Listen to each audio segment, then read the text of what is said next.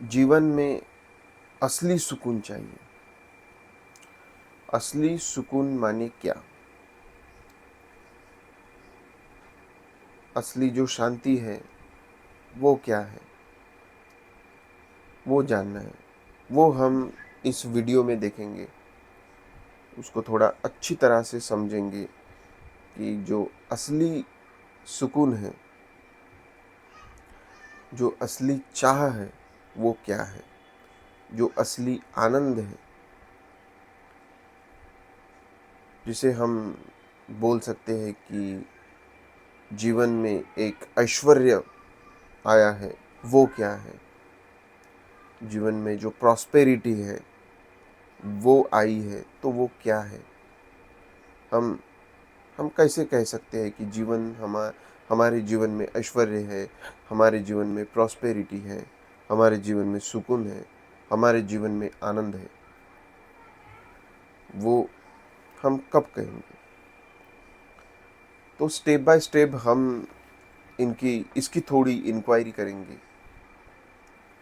बचपन से लेके अब तक हमने क्या किया, हमने कैसे जीवन जिया है। बचपन बचपन में जो हमारा बचपन बीतता है, तो वो बचपन किस प्रकार बीतता है।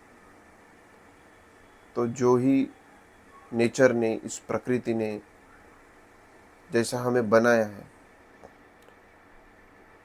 वो हिसाब से वो बॉडी रिएक्ट करती है सिचुएशंस को। मतलब एक छोटे बच्चे की बॉडी है, उसको भूख लगी है, तो उसके अंदर वो स्टोर्ड है।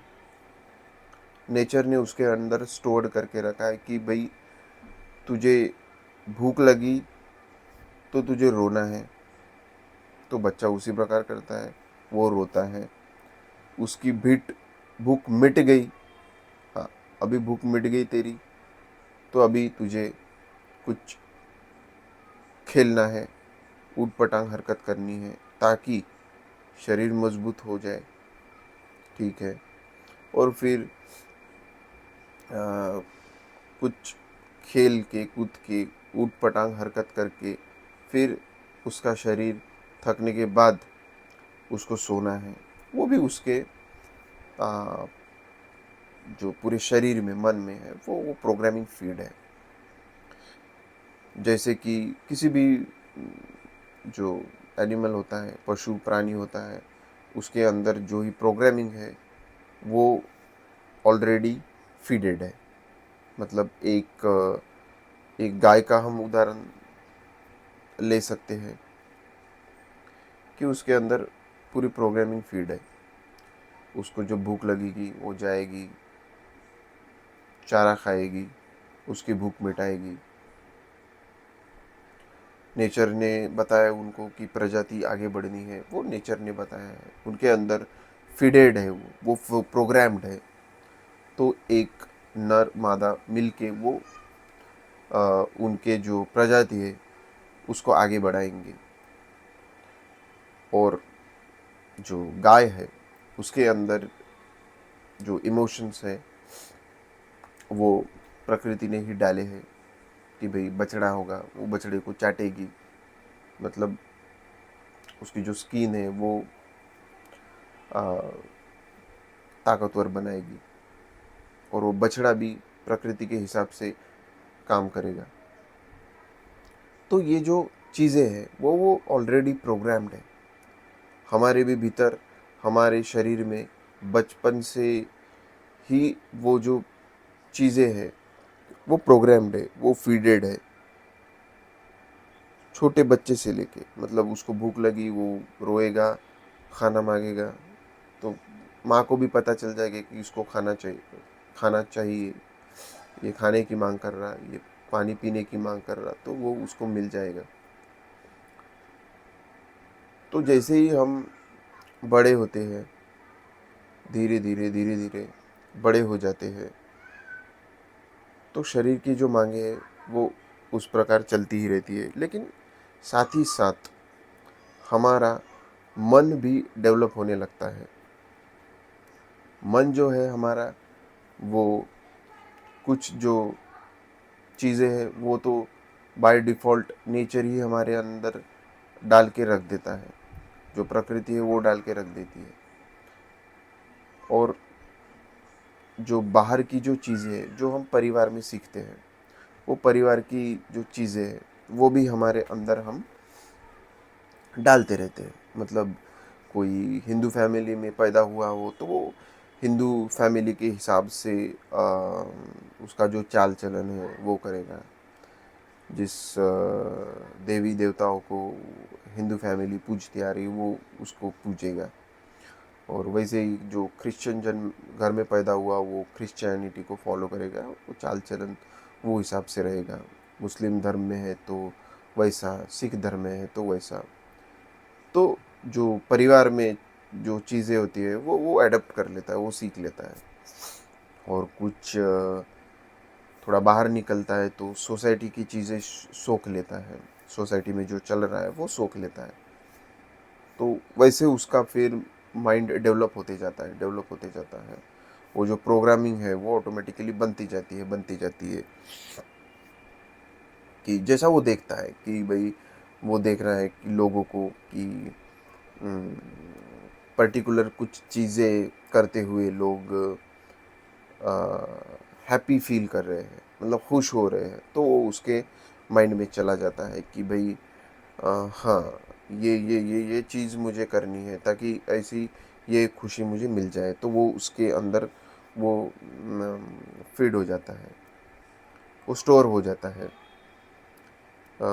वैसे ही स्कूल में जाता है, कॉलेज में जाता है तो वहाँ से चीज़ें सीख लेता है। अभी तो ये जो टेक्नोलॉजी एरा है, ये टेक्नोलॉजी का युग है, तो इससे वो बहुत चीज़ें सोख लेता है कि मोबाइल में देख लिया कि किस प्रकार के लोगों को जो सोसाइटी का वैलिडेशन है वो मिलता है। वहाँ वही किस प्रकार के लोगों की किस प्रकार का रहन सहन करके जो रिस्पेक्ट है बाहर से वो मिल सकता है, तो वो सोख लेता है। वो अंदर स्टोर हो जाता है कि भाई हाँ ऐसा रहना है ताकि इज्जत मिले, ताकि रिस्पेक्ट मिले। तो वो पूरा वो धीरे धीरे पूरा अंदर सोख लेता है, पूरा अंदर। तो वो उस प्रकार उसका जो माइंड है वो डेवलप हो जाता है। अभी भी उसको असलियत में क्या चाहिए वो पता नहीं है। हाँ, वो तो आवाज़ उसके अंदर में है ही, उसके अंदर में आवाज़ वो है, लेकिन मन अपने हिसाब से जो भी इंफॉर्मेशन, जो भी डेटाबेस उसके अंदर है, उसके अकॉर्डिंग वो चलते रहता है, उसके अकॉर्डिंग वो काम करते रहता है। तो जो बॉडी है वो अपने हिसाब से काम करती रहती है और जो मन है वो अपने हिसाब से काम करते रहते हैं। तो मन का जो नेचर है वो कॉन्स्टेंटली घूमना उसका नेचर है। तो उसको कभी ये चीज़ पकड़नी है, कभी वो चीज़ पकड़नी है। तो उसको कुछ ना कुछ एक ऑब्जेक्ट चाहिए जिसके ऊपर वो घूमता रहे। कभी उसको कुछ अच्छा फील करना है, कभी बुरा फील करना है। तो क्योंकि वो कभी एक जो स्टेबल स्टेट ऑफ माइंड है उसमें वो रह नहीं सकता, क्योंकि उसमें अगर वो रहा तो उसका एंड है। और मन जो एक अंदरूनी जो एक अहम वृत्ति है वो कभी नहीं चाहती कि वो एंड तक आ जाए, वो ख़त्म हो जाए, वो मर जाए, वो कभी नहीं चाहती। तो वो कभी तो बहुत खुश फील करवाएगी या कभी सैड फील करवाएगी, लेकिन वो जो एक जो कॉजलेस हैप्पीनेस वाला जो स्टेट है वो उसमें वो नहीं रहेगी।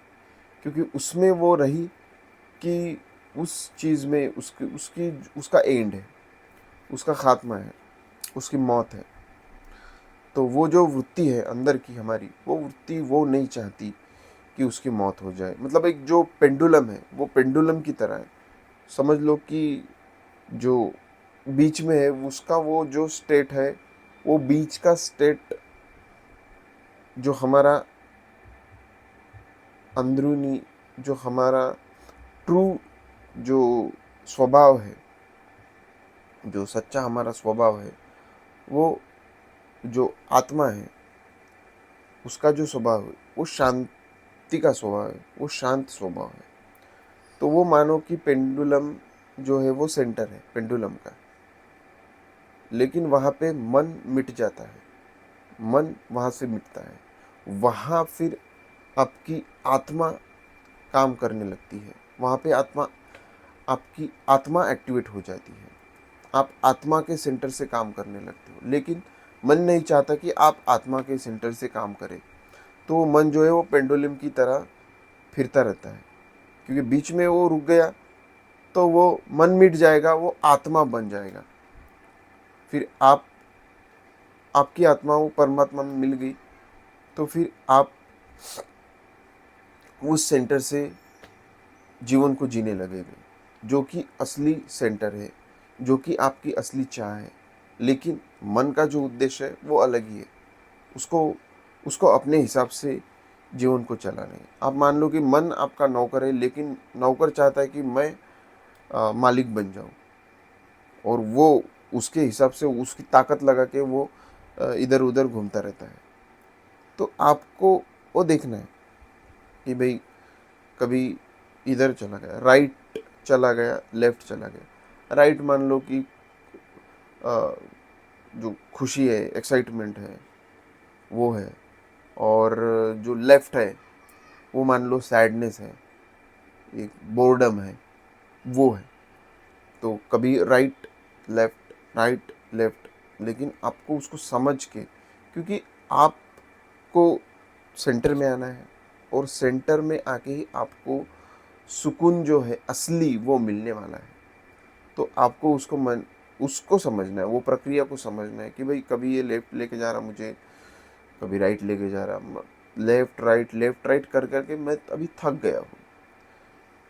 मेरी जो आत्मा है वो थक गई है इसमें अटक के, क्योंकि आत्मा का नेचर है मुक्त होना, ये मन से शरीर से ऊपर उठना, मुक्त हो जाना, वो उसका शरीर है। लेकिन वो पेंडुलम की तरह घूमते ही रहता, घूमते ही रहता, घूमते ही रहता, वो थक जाता फिर आत्मा। लेकिन उसका उद्देश्य है घुमाना, तो वो तो घुमाता ही रहेगा। लेकिन आपको समझना है कि आपका उद्देश्य क्या है। आपका उद्देश्य जो असली सुकून है, क्योंकि वो आप अगर मन वाली खुशी के पीछे गए, तो मन वाली खुशी है ऊपर राइट साइड में, तो आपको लेके तो जाएगा वो खुशी की तरफ, पेंडुलम वाली जो मन की है, लेकिन उतनी स्पीड से वो वापस भी आएगा। मतलब जो कॉइन है, कॉइन के दोनों साइड है, खुशी है तो फिर उसके बाद में दुख भी है, सुख दुख खुशी गम, वो एक कॉइन के दो साइड है। ऊपर जाएगा तो इधर भी जाएगा, फिर इधर गया, फिर और ऊपर, क्योंकि इधर रहेगा तो आपको समझ में आएगा कि भाई ये दुख है, पूरा दुख ही है, तो उसको छोड़ दो। लेकिन वो थोड़ा सा घुमाएगा, थोड़ी सी आपको एक्साइटमेंट, थोड़ा मौज मज़ा देगा, और फिर और इधर लेके जाएगा, फिर उधर उधर, तो वो घुमाता रहेगा आपको पेंडुलम की तरह, इधर उधर इधर उधर। तो आपको उस चीज प्रक्रिया को समझना है। जब तक आप उसको एक्नॉलेज नहीं कर लेते, जब तक आप उसको समझ नहीं लेते कि भाई मुझे जो असली सुकून मिलने वाला है वो कहाँ मिलने वाला है, वो आपको सेंटर में सुकून मिलने वाला है। लेकिन आप उसके साथ लगे हो, उसको आप इम्पोर्टेंस दे रहे हो। तो जब तक आप इम्पोर्टेंस उसको दोगे, पेंडुलम को दोगे, मन को दोगे, तो वो तो घुमाता ही रहेगा आपको। कभी खुशी देगा, फिर कभी गम देगा, खुशी देगा, गम देगा। तो आप उस थक जाओगे, उस नकली खुशी नकली गम, नकली खुशी नकली गम, उससे आप थक जाओगे। आपको एक कॉजलेस हैप्पीनेस चाहिए, एक कॉजलेस जो जो आनंद है वो आपको चाहिए, क्योंकि आनंद का अपोजिट कुछ नहीं है। वहाँ पे आनंद है, उसका अपोजिट कुछ नहीं। हाँ, खुशी का अपोजिट गम है, तो आप खुशी के पीछे गए तो आपको गम भी मिलेगा। तो आप आनंद की तरफ जाओ, उसका अपोजिट वहाँ पे कुछ नहीं है। फिर वहाँ से जो असली जीवन है वो वहाँ से स्टार्ट होता है। तो ये एक असली सुकून है।